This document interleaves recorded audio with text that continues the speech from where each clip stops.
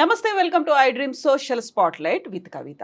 మొన్న రాజ్ తరుణ్ లావణ్య కేసు, నిన్న Jani master lady choreographer case, ఈ రోజు సరికొత్తగా social media influencer Harsha Sai case. ఇందులో అసలు యాక్చువల్గా ఏం జరుగుతోంది, ఎవరు బాధితులు అవుతున్నారు, ఎందుకని ఇలాంటి కేసులు ఈ మధ్య కాలంలో వెలుగులోకి వస్తున్నాయి, దీని గురించే మాట్లాడుకుందాం. మనతో పాటుగా ఉన్నారు హైకోర్టు అడ్వకేట్ సుబ్బు గారు. సుబ్బు గారు, నమస్కారం అండి. నమస్కారం సో అండి. ఇప్పుడు మనం కోట్ చేసుకున్నటువంటి ఈ మూడు కేసులు వెరీ రీసెంట్గా కనిపిస్తున్నటువంటి కేసులు. ఈ మూడు కేసుల్లో కూడా వాళ్ళు సెలబ్రిటీలు అయ్యి ఉన్నారు, సోషల్ మీడియా ఇన్ఫ్లుయెన్షియర్స్ అయ్యి ఉన్నారు.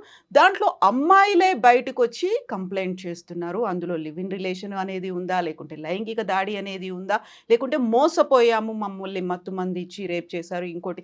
ఈ మూడు సిమిలర్గా అనిపిస్తున్న కేసులు. మీరు హర్ష సాయి కేసు చూసినప్పుడు మీకేమనిపించింది?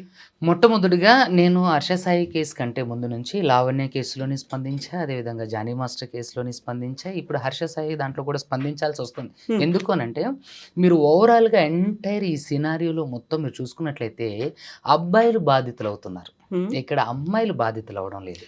అయితే బయటికి వచ్చి కంప్లైంట్ చేస్తోంది అమ్మాయిలే కదా. ఎందుకంటే చట్టాలు వాళ్ళకు అనుకూలంగా ఉన్నాయి. నేను తప్పుగా అనుకోకండి, మీ ఇప్పుడు చూసే వ్యూవర్స్ అందరికి కూడా ఏంటంటే నేను ఏమంటున్నా అంటే, ఇక్కడ మీరు చూసినట్లయితే ఈ కేసులు పక్కా పెడదాం. నార్మల్గా ఒక కేసు చూద్దాం. ప్రాస్టిట్యూషన్ కేసులో ఒక ప్రాస్టిట్యూట్ని అరెస్ట్ చేశారు. ఆవిడ విక్టిమ్గానే ఉంటుంది తప్ప అక్యూజ్డ్గా అవ్వదు. ఆ ప్రాస్టిట్యూషన్ అనేది కూడా అనట్లేదు, ఇప్పుడు సెక్స్ వర్క్. సెక్స్ వర్క్, అది ప్రాస్టిట్యూషన్ అనేది కూడా తీసేశారు. ఇక సెక్స్ వర్క్ అనే దాన్ని పేరు మార్చమని చెప్పారు.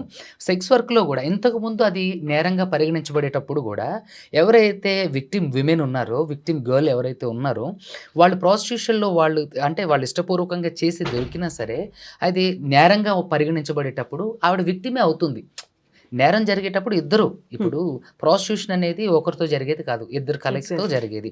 సో అప్పుడు పురుషుడే బాధితుడవుతుండు, పురుషుడే అక్యూజ్డ్ అవుతుంది ఏది నేరంగా పరిగణించబడినప్పుడు.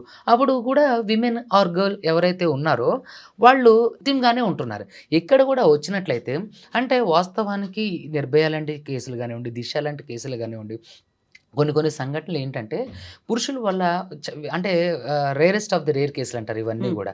ఏంటంటే పురుషుల వల్ల బాధింపబడడం, వాళ్ళు చనిపోవడం, తర్వాత కొన్ని రేర్ కేసులని బేస్ చేసుకొని మొత్తం ఓవరాల్గా కేసులన్నింటినీ కూడా వాటికి లింక్ చేయడం అనేది మొట్టమొదటిగా బాధాకరం. ఇక్కడ ఏంటంటే చట్టాలు అంటే ఆర్టికల్ 14 ప్రకారం చట్టం ముందు అందరూ సమానమే. మరి చట్టం ముందు అందరూ సమానమైనప్పుడు ఇలాంటి విషయాల్లో ఎందుకు పురుషులకు అన్యాయం జరుగుతుంది అనేది నాకు $1 మిలియన్ క్వశ్చన్ ఎప్పుడు కూడా. నేను చూసుకున్నట్లయితే నా దగ్గరకు వచ్చే కేసులు అన్నింటిలో కూడా రేప్ కేసులో నాకు తెలిసి నేను ఒక 100 రేప్ కేసులు ఒక నెలలో చేసుంటే ఆ 100 రేప్ కేసులలో నాకు తెలిసినంత వరకు 99 కేసులు 98 కేసులు రేప్ కేసులు కావు. అసలు రేప్ అంటే ఏంటి? కన్సెంట్ లేకోకుండా ఒక పురుషుడు ఒక స్త్రీ మీద లైంగిక దాడి చేయడు. అదేంటి? కన్సెంట్ లేకుండా తను ప్రతిఘటించినప్పటికీ కూడా అతను తన మీద లైంగిక చర్య చేసినట్లయితే అది రేప్ కిందకు వస్తుంది. ఆర్ఎల్స్ తను ఎక్కడున్నాను అచేతన స్థితి, అపస్మారక స్థితిలో ఉన్నప్పుడు కావాలని మత్తు మంది ఇచ్చో చేయడం అనేది. చూడండి, మత్తు మంది ఇవ్వడం అనేది నాకు తెలిసి రేరెస్ట్ ఆఫ్ ది రేర్ కేసులోనే జరుగుతుందండి.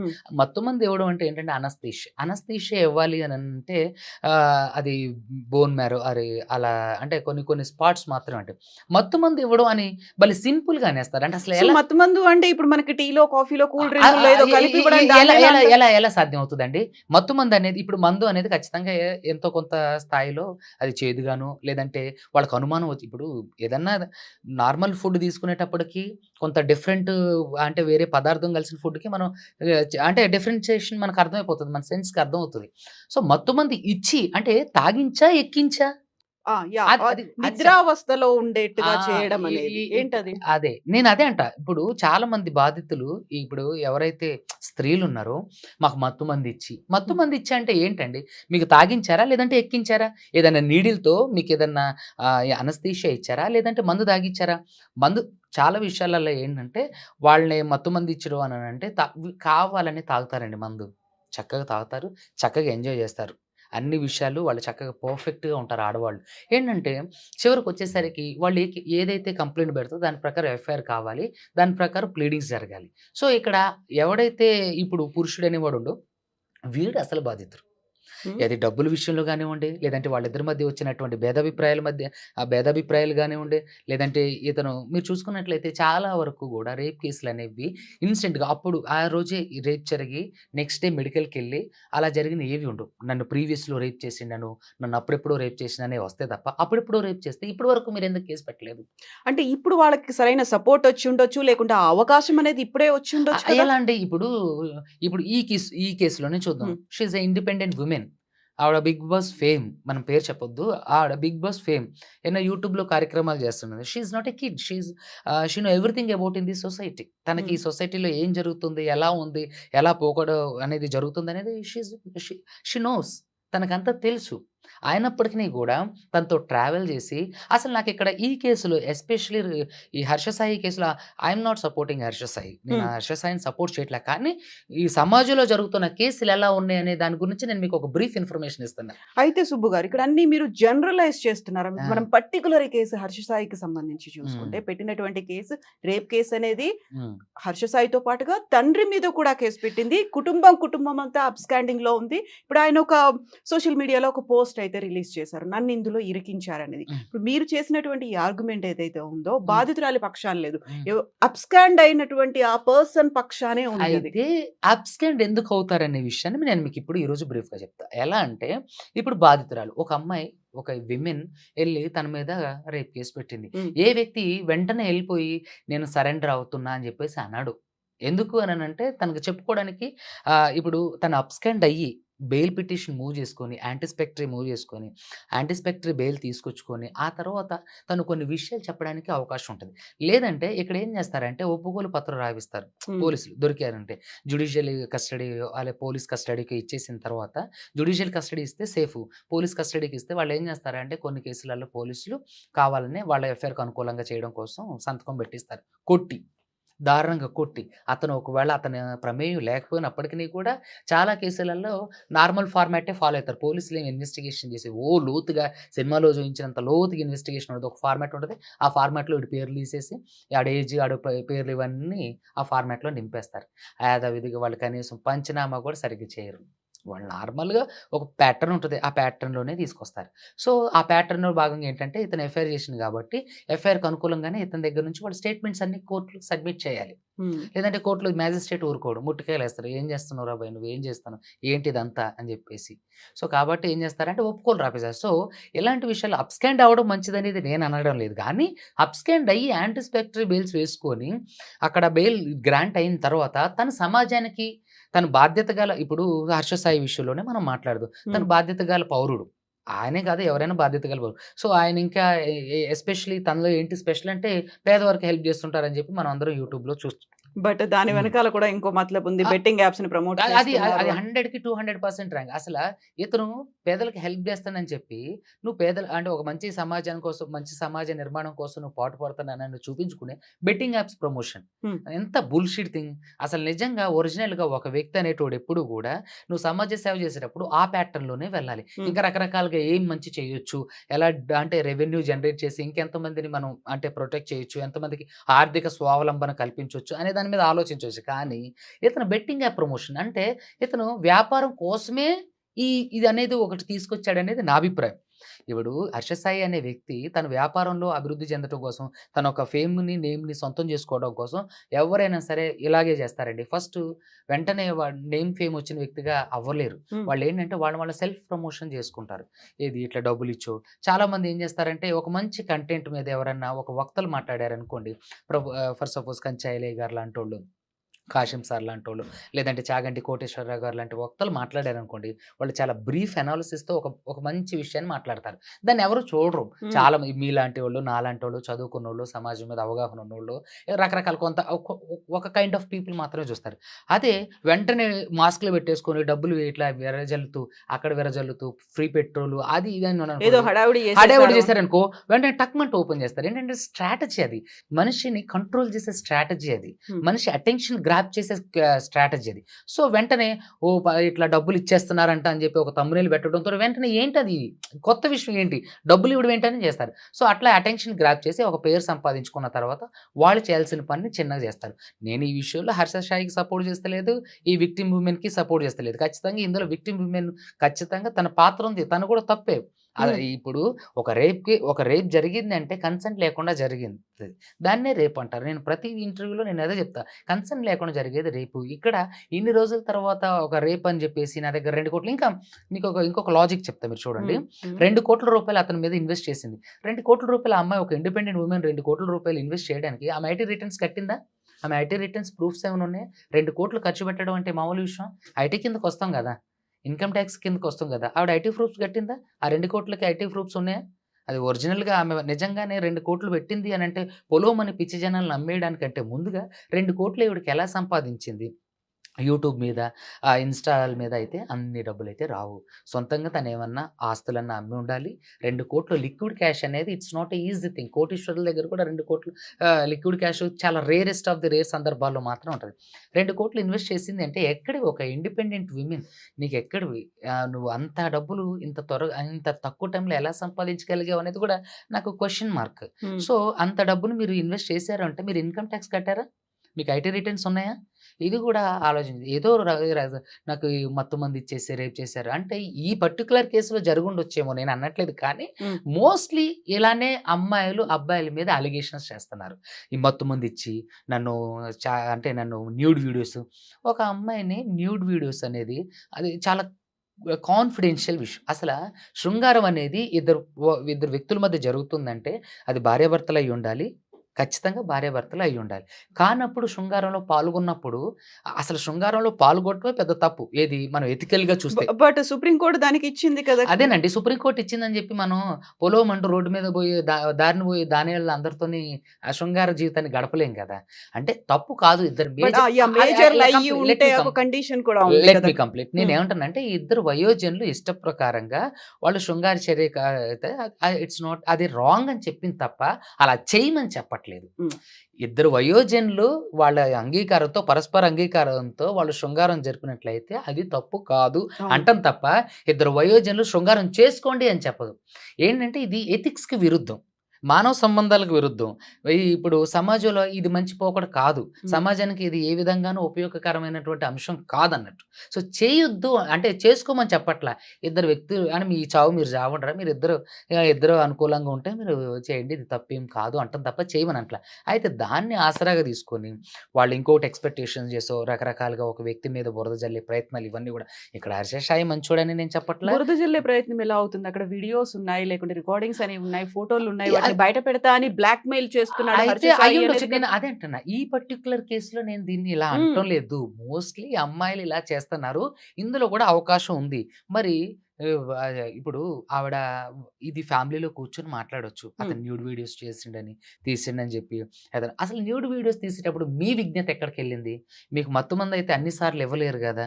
ఇప్పుడు మీరు అతనితో కలిసి ఉన్నారు. సరే ఒక మత్తుమందిచ్చి మిమ్మల్ని రేప్ చేశారు. మత్తుమందిచ్చి రేప్ చేసినప్పుడు న్యూడ్ వీడియోస్‌లలో మీరు పడుకొని అచేతనంగా ఉండాలి గదా! మీరు అంటే ఎటువంటి అంటే ఏమంటారు చలనం ఉండకూడదు గదా! సో, అలా ఉంటే ఓకే. ఐయామ్ అగ్రీ విత్ దానికి నేను అగ్రీ అవుతా. సో, న్యూడ్ వీడియో గాదు. ఇక్కడ మీరు బహువచనం యూజ్ అవును. చేస్తున్నారు. వీడియోస్. ఆవిడ బహువచనం అంటే న్యూడ్ వీడియోస్ అంటే, అంటే ఒక్కసారి జరిగితే అది తప్పు. అతను అచేతనంగా ఉన్నప్పుడు, అచేతన స్థితిలో ఉన్నప్పుడు ఆవిడకి అంటే ఆవిడ ప్రైవేట్ వీడియోస్ తీయడం అనేది తప్పు. కానీ న్యూడ్ వీడియోస్ అంటుంది. అంటే ఎన్నో సార్లు వీళ్ళు శృంగార చర్యల్లో పార్టిసిపేట్ చేసి ఉండొచ్చు అనే దానికి ఇదొక అంశం. ఈ బహువచనానికి. సో, అలాంటప్పుడు మీరు ఆ వీడియోస్ తీసేటప్పుడు మీ కన్సెంట్ లేకుండా ఎలా తీశారు? తీసినప్పుడు మీరు అపోజ్ చేయాలి గదా! అప్పుడే దాన్ని మొబైల్ బ్రేక్ చేయడం లేదంటే అప్పుడే మీరు మొదటి రోజే రేప్ జరిగింది. మీ పైన లైంగిక దాడి జరిగినప్పుడే మీరెందుకు బయటకి రావట్లేదు? ఆడవాళ్ళని ప్రతి ఒక్కళ్ళని నేను క్వెషన్ చేస్తన్నా. హ్మ్. మీ మీద రేప్ జరిగినప్పుడు మీరు ఆ రోజే పెట్టండి. అప్పుడు మీ మీద సాఫ్ట్ కార్నర్ ఉంటుంది. జడ్జిలేమి అమాయకులు గాదు. అడ్వొకేట్స్ ఏమి అమాయకులు గాదు. పోలీసులు గూడా అమాయకులు గాదు. వాళ్ళకే తెలుసు ఇవన్నీ జరిగాయన్నీ కామన్. ఈళ్ళేంటంటే ఇద్దరు వ్యక్తులు వాళ్ళ అవసరాల కొద్దీ ప్రతీదీ షేర్ చేసుకుంటారు. హ్మ్. ఇద్దరి మధ్య భేదాభిప్రాయాలొచ్చిన తర్వాత ఆ అమాయకుడిగా ఈ ఈ ఈ ఎవడైతే అక్యూజ్డ్ ఉంటాడో వాడి మీద బురద జల్లుతారు. ఈడు అలా చేసిండు, ఇలా చేసిండు. మీరు ఒక వీడియో చూసినట్లయితే ఈ కేసులో 'హర్ష సాయి' కేసులో ఒక ఈ అంటే రిలీజ్ ఈవెంట్ ఏదో ఈవెంట్‌లో యాహ్! 'మెగా' అనే ఒక మూవీ మూవీ తీసింది. ఈవెంట్‌లో ఆ అమ్మాయి తన గురించి తన గుణగణాల గురించి చెప్పేస్తుంది. అతను సాఫ్ట్ క్యారెక్టర్, తను చాలా స పొదిగ్గా ఉంటాడు, తను మంచివాడు, జాగ్రత్త పరుడు, కొంచెం తక్కువ మాట్లాడతారు, ఎక్కువ విషయం ఉన్న వ్యక్తి, సమాజం పట్ల కన్సర్న్ అన్ని అన్ని క్వాలిటీస్ చెప్పి, ఇప్పుడు ఎలా అతను మంచివాడు కాదు, అతను లైంగిక దాడి చేసిండు అంటే చేయొచ్చు. మేబీ ఆ టైంలో అది అలా అదే అంటున్నా. చూపించాడు. షో ఆఫ్ చేసుండొచ్చు. ఇది ఒరిజినల్ రూపం అయ్యుండొచ్చు కదా! అంటే ఒక వ్యక్తి 2 సార్లు 2 నాలుకలుగా మాట్లాడితే ఇప్పుడు నేను చూడండి, నా ఇంటర్వ్యూస్ చూసుకున్నట్లయితే నేను ప్రతీది కూడా నేను వాస్తవానికి దగ్గరగా ఉన్న విషయాలే మాట్లాడతా. నేను ఫేమ్ కోసం, నేమ్ కోసం మాట్లాడను. అలాగే ఈవిడ ఆ రోజు అలా మాట్లాడి, ఈ రోజు ఇలా మాట్లాడితే ఏది నమ్మాలి? అంటే ఇప్పుడు ఒక అమ్మాయి వెళ్లి ఒక వ్యక్తి మీద రేప్ కేస్ పెట్టింది అనంటే వాడు నిజంగానే రేప్ చేసినట్టా? ఆ రేప్ చేసినప్పుడు మొదటి రోజే మీ మీద లైంగిక దాడి జరిగిన రోజే మీరెందుకు దీన్ని ఖండించలేదు అంటున్నా. నా క్వెషన్ ఏంటంటే, యాహ్! నేను సమాజంలో ఉన్నటువంటి రేప్ కేసులు పెట్టే ఆడవాళ్ళని నేను స్ట్రెయిట్ క్వెషన్ ఏం చేస్తానంటే, మీరు నిజంగా నిజాయితీ పరులు, మీ మీద నిజంగానే లైంగిక దాడి జరిగినప్పుడు ఆ రోజే వెళ్లి పెట్టాలి. లేదు అప్పుడు మీకు కుదరలేదు, భయపడో, హ్మ్. బెదిరిపోయో రకరకాల సందర్భాలున్నాయి. మరి సంవత్సరాల తరబడి తర్వాత పెట్టడం అనేది ఎంతవరకు కరెక్ట్? అంటే అంటే మనకి చట్టంలో ఆ ఫెసిలిటీ కూడా ఉంది కదా! వెసులుబాటు అనేది ఇచ్చారు వెసులుబా కదా! ఎప్పుడైనా పర్లేదు వచ్చి పెట్టొచ్చు అనేది. జీరో ఇప్పుడు ఎఫ్ఐఆర్ నమోదు చేయొచ్చు. అదే ఇప్పుడు చాలా వరకు అమాయకుల మీద కూడా కేసులు పెట్టడానికి అవకాశం ఉంటుంది.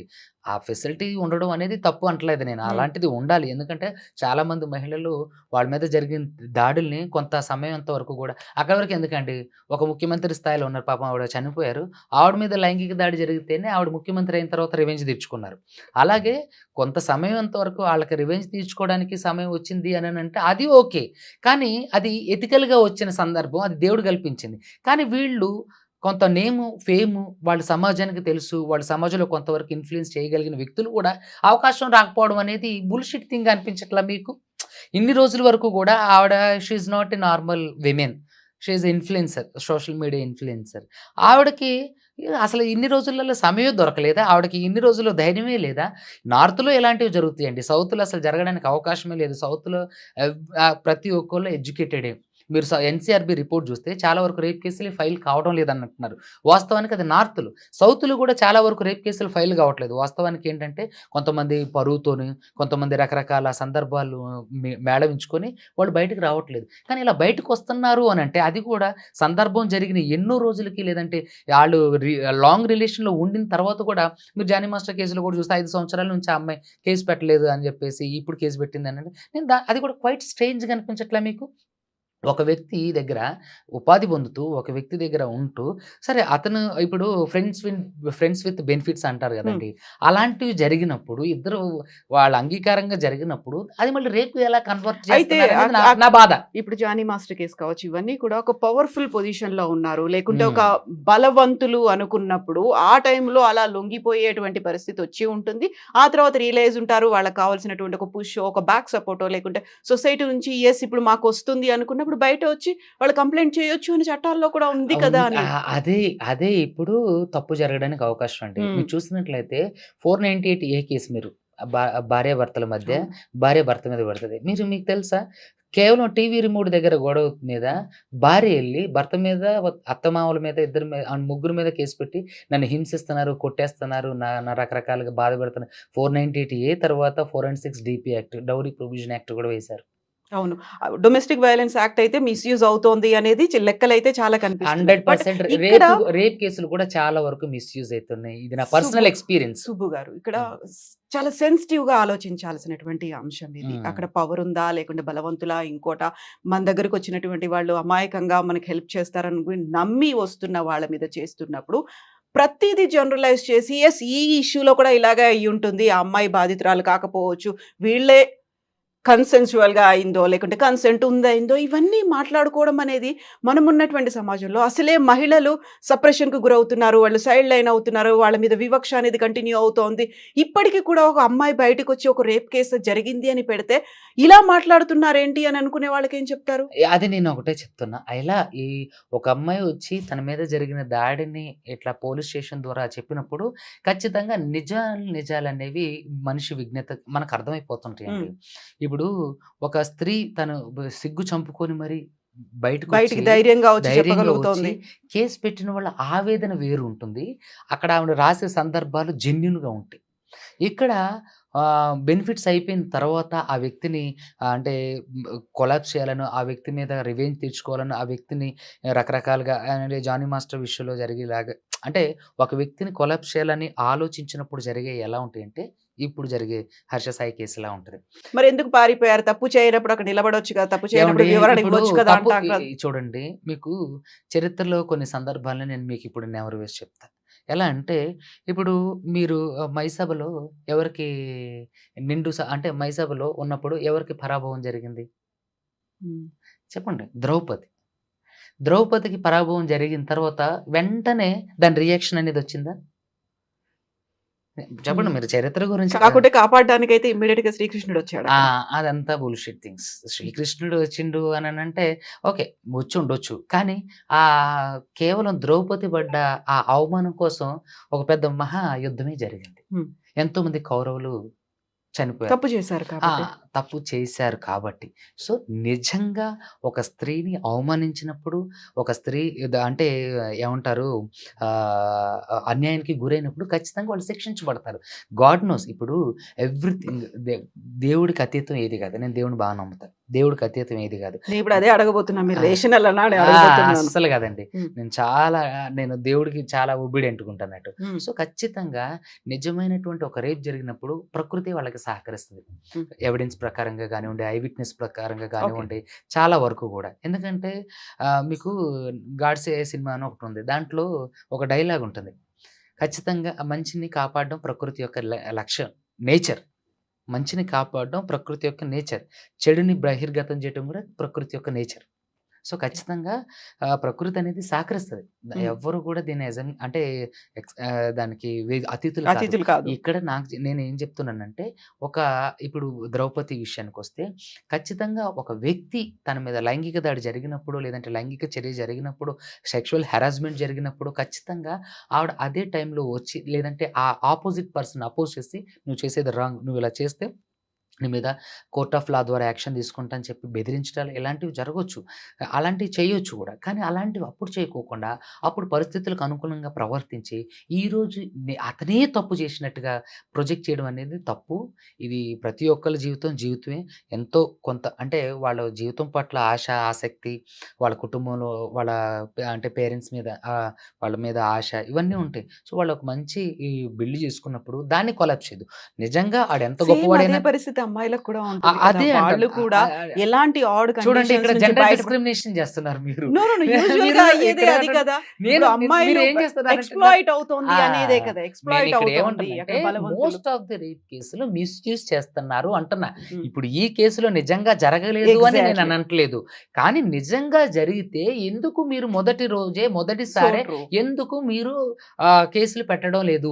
ఎందుకు కోర్ట్ ఆఫ్ లా ద్వారా యాక్షన్ తీసుకోవటం లేదు? ఎందుకు చిత్ర పరిశ్రమ ఉన్న పెద్ద మనుషుల ద్వారానో, మీ పెద్ద మనుషుల ద్వారానో దీన్ని బయటకు తీసుకురావట్లేదు? హ్మ్. అప్పుడు మీరు కామ్‌గా ఉండి ఈ రోజు ఎందుకొస్తున్నారు? ఇప్పుడు ఎక్కడో ఊర్లలో ఉన్న వాళ్ళకి జరిగింది. వాళ్ళు చాలా రోజుల తర్వాత బయటకొచ్చారంటే వాళ్ళకి భయం. వాళ్ళకి నాగరికత అంతగా తెలీదు. వాళ్ళకి ఎడ్యుకేషన్ ఉన్న ఉండదు. ఫెసిలిటీస్ ఉన్న ఏమున్నాయని తెలీదు. ఒకవేళ ఎడ్యుకేషన్ ఉన్నా సరే వీళ్ళందరూ ఎక్కడ అంటే ఎక్కడ పరువు పోతుందో అని చెప్పి వాళ్ళు భయపడి సర్టెన్ టైమ్ తర్వాత బయటికి రావడం వేరు. మీరు లెగిస్తే సోషల్ మీడియాలో ఉంటారు. లెగిస్తే సమాజంలో తిరుగుతుంటారు. లెగిస్తే సమాజం మీద అంటే అవగాహన ఉంది. మీరు ఏది ఎలా చేయాలో మీరు ఒక స్టేట్మెంట్ ఇస్తే చాలామంది ఫాలో అయ్యే స్థితిలో సో ట్రూ. ఉన్నప్పుడు తను మీకు ఎందుకు రేప్ కేస్ పెట్టడానికి అవకాశం ఇన్ని రోజులు రాలేదనేది నా క్వెషన్. అవును. తన ఇన్‌స్టాగ్రామ్ అకౌంట్స్ అవి చూసినప్పుడు కూడా హ్మ్. అవేర్ ఆఫ్ స్కామర్స్ అని చెప్పారు. హ్మ్. హ్యాకర్స్ ఉన్నారన్నారు. సే నో టు డ్రగ్స్ అన్నారు. Say no to betting apps అనేది మనం ఇవన్నీ గూడా అంటామండి. ఇప్పుడు యెస్. తెలంగాణ గవర్నమెంటే అంటుంది సే నో టు డ్రగ్స్ అని, అవును. బెట్టింగ్స్ యాప్స్‌ని ప్రమోట్ చేయొద్దని, చేయొద్దని. అంత మాత్రాన ఇప్పుడు ఆ రోజు నేను ఇప్పుడు అదే చెప్తున్నా. ఇలా సో చెప్పినంత ట్రూ. మాత్రాన ఈవిడ గొప్ప వ్యక్తిత్వం కలిగిన వ్యక్తి అయితే అయ్యుండదు కదా! ఇప్పుడు ఇలా చెప్పని వాళ్ళు చాలా మంది నేను కూడా చెప్తా. మీడియా మీదకొచ్చి రకరకాలుగా నేను కూడా చాగంటి కోటేశ్వరరావు గారిలాగా చాలా నీతి సూక్తులు చెప్తా. నా బయట జీవితం, నా వ్యక్తిగత జీవితం ఎలా ఉందో మీకు తెలీదు గదా! సో, నేను సే నో టు డ్రగ్స్ అని చెప్పినంత మాత్రాన నేను గొప్ప వ్యక్తిత్వం ఉన్న వ్యక్తిని కాను. సో, దాన్ని అవలంబించినప్పుడు నేను ఎక్కువ మందిని అలా అంటే డ్రగ్స్‌కి బానిసలు కాకోకుండా నా వంతు కృషి చేసినా కూడా నేను గొప్ప వ్యక్తిత్వం కలిగిన వ్యక్తిగా ఉంటా. అలా చెప్పినంత మాత్రాన వాళ్ళు మంచివాళ్ళు అయ్యుంటారని చెప్పేసి అనుకోవడం అనేది చాలా భ్రమ అంటున్నా. సుబ్బు గారు ఇప్పుడు హర్ష సాయి మీద పెట్టినటువంటి కేసులు 3 కేసులు పెట్టారు. 376(2), 376(n), 354 సెక్షన్ల కింద రేప్ కేసు నమోదు చేసినట్టుగా రాజేంద్ర నగర్ అవును. డీసీపీ తెలిపారు. హ్మ్. సో, ఈ కేసు అయిపోయింది కాబట్టి ఆ తర్వాత వచ్చినటువంటి development Harsha Sai not only with father complete ఫ్యామిలీతో అబ్స్కాండ్ అయిపోయారు. ఫోన్‌లు స్విచ్ ఆఫ్ అయిపోయారు. నేను అడ్వొకేట్‌తో తెలుపుతాను. అండ్ నా మీద ఇలాంటి ఫాల్స్ అలిగేషన్స్ పెట్టారు అనే మాట వచ్చింది కాబట్టి హ్మ్. సో, ఇప్పుడు ఏమవుతుందని మీరనుకుంటున్నారు? ఖచ్చితంగా కోర్ట్ ఆఫ్ లా ద్వారా ఇతను శిక్షార్హుడు. హ్మ్. ఎందుకంటే అది తప్పా, ఒప్పా పక్కకు పెడితే ముందు అంటే ఫస్ట్ ఇన్ఫర్మేషన్ రిపోర్ట్ ఎఫ్ఐఆర్ అయింది కాబట్టి హ్మ్. ఖచ్చితంగా అది ఇక్కడ నేరాలు 2 రకాలండి. ఒకటి cognizable offence, 2 non cognizable offence. Cognizable అఫెన్స్‌లో ఏంటంటే 7 సంవత్సరాల కంటే ఎక్కువ శిక్ష అంటే గాఢత కలిగిన నేరాలు మామూలుగా చెప్దాం.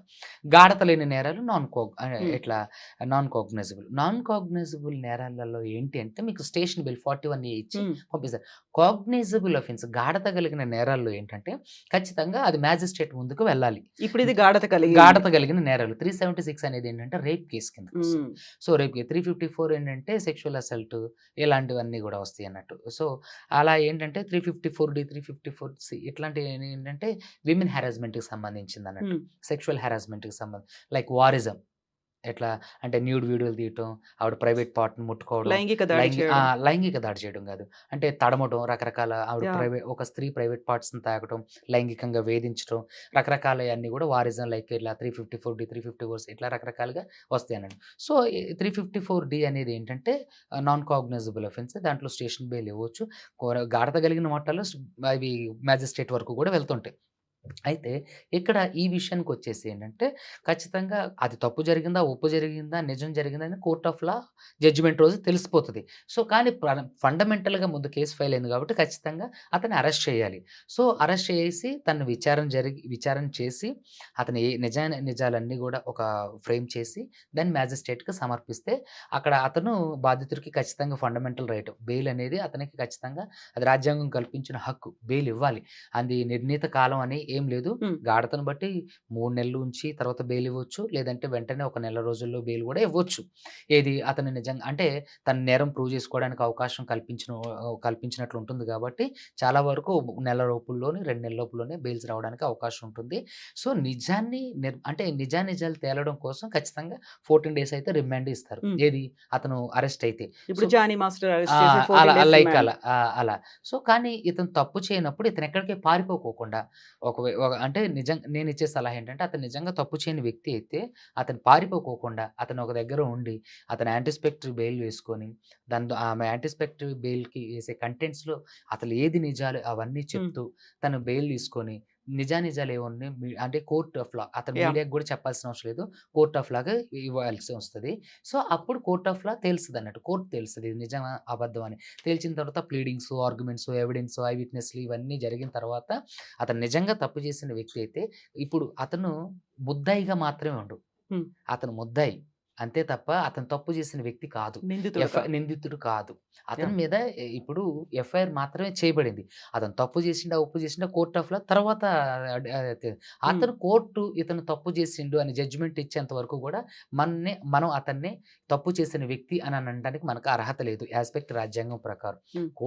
కోర్టు అతనికి శిక్ష వేసినప్పుడు మాత్రమే అతను తప్పు చేసినట్లు. సో, నిజానిజాలన్నీ గూడా కోర్ట్ ఆఫ్ లా తెలుస్తుంది. సో, ఒకవేళ అతను నిజంగా తప్పు చేసినట్లయితే అతనికి దాదాపుగా 14 సంవత్సరాల నుంచి 20 సంవత్సరాల వరకు జైలు శిక్ష పడుతుంది. హ్మ్. సో, ఈ కేసులో వాళ్ళ నాన్నగారు 8-2గా ఉన్నారు గాబట్టి, ఈ కేసులో అంటే అతను కూడా కాగ్నిజబుల్ అఫెన్సెస్ కిందకే వస్తాడు. ఏంటంటే, తప్పు చేయడానికి ఇతను సహకరించినట్లు. హ్మ్. సో, కాబట్టి ఇతను విషయం నిజంగానే ఇతను సహకరించినట్లయితే, ఇతనికి కూడా 10 సంవత్సరాల వరకు జైలు శిక్ష యాహ్! పడడానికి అవకాశం ఉంది. ఒకవేళ ఈ కేసులో నిజంగా అతని ప్రమేయం ఏమి లేదనంటే, హ్మ్. కోర్టు తనని నిర్దోషిగా ప్రకటిస్తది. ఒకవేళ నిజంగా ఇందులో తప్పులు జరిగి, ఇప్పుడు ఎవరైతే ఆవిడున్నారో, ఆవిడ ఆ తప్పులన్నీ ప్రూవ్ చేసుకోగలిగితే, ఇద్దరికీ గూడా అతనికి 14-20 సంవత్సరాల వరకు శిక్ష పడడానికి అవకాశం ఉంది. ఇతనికి 10 సంవత్సరాల నుంచి 7-10 సంవత్సరాల వరకు శిక్ష పడడానికి అవకాశం ఉంది. ఒకవేళ నిజంగా ఇతను తప్పు చేయని వ్యక్తి అయితే కోర్ట్ ఆఫ్ లా ఇద్దరిని కూడా నిర్దోషులుగా బయటకు విడుదల చేయడం జరుగుతుంది. తప్పుడు ఆరోపణలు చేశారు అనే మాట తను హర్ష సాయి అంటున్నారు. నా గురించి మీకు తెలుసు త్వరలోనే నిజానిజాలన్నీ బయటకొస్తాయి. మా అడ్వకేట్ వీటన్నిటికి సమాధానం చెప్తాడు. హ్మ్. తప్పుడు ఆరోపణలతో ఇలా కేసు పెట్టారు అనుకున్నప్పుడు ఏం జరుగుతుందప్పుడు? ఒకవేళ తప్పుడు నిజమే ఆరోపణలని హర్ష సాయి ఒక స్టేట్మెంట్ ఇచ్చినట్లు కాదండి. హ్మ్. తప్పుడు ఆరోపణలు చేసింది అని అనటానికి అతను కూడా ఆధారాలు ఆధారాలు. చూపించాలి. అతని దగ్గర ఏం ఆధారాలున్నాయి? అవి డాక్యుమెంటల్ ఎవిడెన్సా? వీడియో ఎవిడెన్సా? అంటే టెక్నికల్ ఎవిడెన్సా? డాక్యుమెంటల్ ఎవిడెన్సా? లేతే ప్రాపర్టీ ఎవిడెన్సా? లేదంటే ఐ విట్‌నెస్‌లా? ఇవన్నీ చూపించాలి. చూపించినప్పుడు అతను ఒక స్టేట్మెంట్ ఇచ్చినప్పుడు అది కరెక్ట్ అవుతుంది. అతనికి స్టేట్మెంట్ నిజానిజాలన్నీ మీకు తెలుస్తుంటే ఓకే. Well and good. అందరికీ అదే కదా కావాల్సింది. ఇందులో ఎవరు తప్పు చేశారు, ఎవరు తప్పు చేయలేదు అని. సో, కాబట్టి అతనిచ్చిన స్టేట్మెంట్‌ని అంటే అది బలంగా మనుషులందరూ సమాజం అందరూ నమ్మాలంటే అతని దగ్గర మెటీరియల్ ఎవిడెన్స్ ఉండాలి. ఆ హ్మ్. మెటీరియల్ ఎవిడెన్స్ ఉన్నప్పుడు మాత్రమే అతను చెప్పిన ఆ పదానికి కరెక్ట్ అర్థం సమాజంలో ఎళ్తుంది. తను ఆ స్టేట్మెంట్ ఇచ్చిన తర్వాత తప్పు చేసిన వ్యక్తిగా గట్ల బయటకొస్తే మాత్రం ఖచ్చితంగా అదంతా బుల్‌షిట్ థింగ్ లాగా అనిపిస్తది అందరికి. ఓకే. బాబు నువ్వు గూడా ఆ కోవకు చెందినవాడివేనా అని అందరూ చాలా టేక్ ఇట్ ఈజీ. కానీ ఎంటైర్ ఈ సినారియోలో ఇప్పుడు ఇద్దరు వాళ్ళ జీవితాలను కోల్పోతారు. హ్మ్. ఇప్పుడు ఈమె సమాజానికి ఆవిడెవరో తెలుసు. సో, ఆవిడకి రకరకాలుగా అంటే సినిమా అవకాశాలు తగ్గిపోవడం గాని, ఆవిడ చేసే రకరకాల కార్యక్రమాలన్నిటికి కూడా జనాదరణ తగ్గిపోతుంది. ఒక క్వెషన్ మార్క్ అనేది పడుతుంది. క్వెషన్ మార్క్ జెన్యూనిటీ అనే ఏంటి అనేది. Question mark. అలాగే ఆశా సాయి గూడా తన జీవితాన్ని కొలాప్స్ అయినట్టే. ఒక అమ్మాయి విషయంలో మీరు చూసుకున్నట్లయితే ఆడవాళ్ళ గురించి రాజ్యాలే కోల్పోయారు అంటారు గదా! ఏది ఇప్పుడు కౌరవులు, పాండవుల్లాగా. అదేవిధంగా సీతను తీసుకెళ్లడం వల్ల రావణ బ్రహ్మ గూడా తన అంటే అస్తిత్వాన్ని కోల్పోవడం జరిగింది. అంటే అలా ఒక స్త్రీ ద్వారా నిజంగా పురుషుల జీవితాలనేవి చాలా ఎఫెక్ట్ అవుతాయి. కాబట్టి దయచేసి సమాజంలో ఉన్న పురుష సమాజానికి నేను ఒకటే కోరుకునేదేంటంటే, దయచేసి ఇలాంటి ఇల్లీగల్ యాక్టివిటీస్‌కి దూరంగా ఉండండి. ఆడవాళ్ళ విషయంలో మరి జాగ్రత్తగా ఉండండి. కావాలని వాళ్ళు మీతో స్నేహం చేసినప్పటికి కూడా ఒక పరిధి మాత్రం వరకే. పురుష సమాజానికి ఎస్పెషల్లీ ఎందుకంటే, పురుష సమాజం రాబోయే రోజుల్లో ప్రమాదంలో ఉంది. ఇప్పుడు ఇంత మీరు చెప్పారు కాబట్టి మహిళల గురించి కూడా ఖచ్చితంగా చెప్పాలి మీరు. మహిళలను కూడా నేను ఖచ్చితంగా కావాలనే వాళ్ళు ఫ్రెండ్‌షిప్ చేసినప్పటికి అనే ఒక మాట అన్నారు మీరు. కావాలనే ఫ్రెండ్‌షిప్ చేస్తారండి. అంటే ఒక టైప్ ఆఫ్ ఎవరైనా గర్ల్స్. చేయొచ్చు కదండీ నేను ఫ్రెండ్‌షిప్ అనేది. అందరిని కావాలని మగవాళ్ళు చేయలేరా? ఏవండి కాకపోతే మీరు పురుషులకు ఒక మెసేజ్ అందరి ఇచ్చారు కాబట్టి. అందరిని నేను అనడం లేదండి. ఒక టైప్ ఆఫ్ హ్మ్. విమెన్స్ ఉన్నారు. వాళ్ళు మీతో అంటే రాసుకొని పూసుకొని తిరిగితే దయచేసి దూరంగా ఉండండి. మహిళలు కూడా జాగ్రత్తగా అప్రమత్తంగా ఉండండి.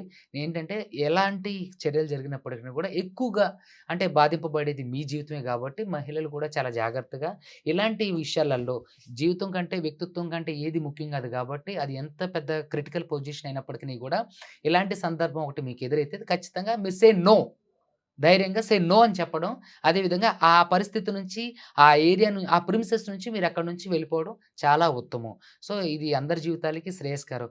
మరి ముఖ్యంగా అబ్బాయిల జీవితాలు ప్రమాదంలో ఉన్నాయి గాబట్టి, అబ్బాయిలు అందరూ గూడా చాలా జాగ్రత్తగా ఉండండి. మీ తల్లిదండ్రులు నడిపించినటువంటి ఇప్పుడు కాపాడుకోవాల్సింది అబ్బాయిల్ని.